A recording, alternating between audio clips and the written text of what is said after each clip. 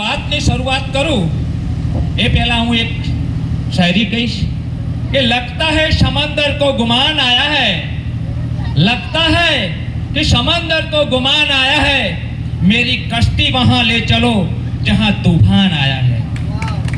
આ કશ્તી આપણે ત્યાં લઈને ચાલ્યા છે આ બધા કે જ્યાં તૂફાન આવ્યું છે। અમે કોઈ નેતા નથી, આ મોટો કોઈ નેતા નથી, પણ હું માનું છું ત્યાં સુધી આ તમામ લોકો સમાજ માટે મરી મટવા નીકળેલા છે અને નાની નાની બાબતોને બહુ બારીકાઈથી અવલોકન કરવાવાળા લોકો છે। એટલે અવલોકન કરીને સમાજ માટે નીકળ્યા છે। અમે કોઈ નેતા નથી, હું પણ નેતા નથી।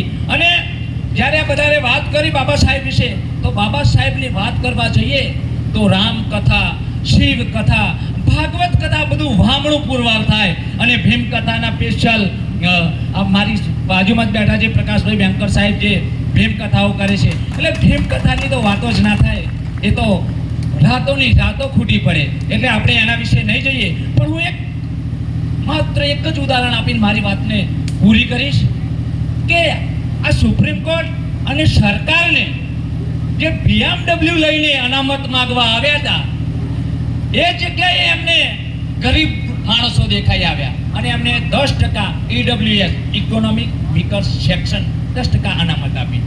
અને જોવાનું એ છે કે જે સમાજ ST આદિવાસી અને અનુસૂચિત સમાજ જે હજુ BMW ના સપના જોઈ રહ્યો છે, એમાં એમને અમીર લોકો દેખાય છે, એટલે ક્રિમિનલ લાગુ કરવા જઈ રહી છે। આ જો તફાવત તમે સમજી જાઓ, આવી તો ઘણા બધા મુદ્દાઓ છે જેના ઘર ટોયલેટ નહીં હોય, શૌચાલય નહીં હોય અને સ્થાનિક સ્વરાજની ચૂંટણી નહીં લડવાની, જેને 2 બાળકોથી વધારે બાળકો હોય એને સ્થાનિક સ્વરાજની ચૂંટણી નહીં લડવાની। આ બધા ઘણા મુદ્દાઓ તમને આપી શકું કે 6,500 સ્કૂલો બંધ કરી દેવાની સરકારી, અને પ્રાઇવેટ સ્કૂલોને પરવાના આપવાના, કારણ કે સરકારી સ્કૂલોમાં કોના બાળકો ભણે છે? આપણા બધા। આ બધા ઘણા દાખલા છે। જેમ મેં કહ્યું કે આખો દિવસ બોલું ને તો પણ આ ખૂટે નહીં, પણ એ અત્યારે એનો કોઈ મોકો નથી, એ સમય નથી, એટલે હું મારી વાતને વિરામ આપું છું। જય ભીમ।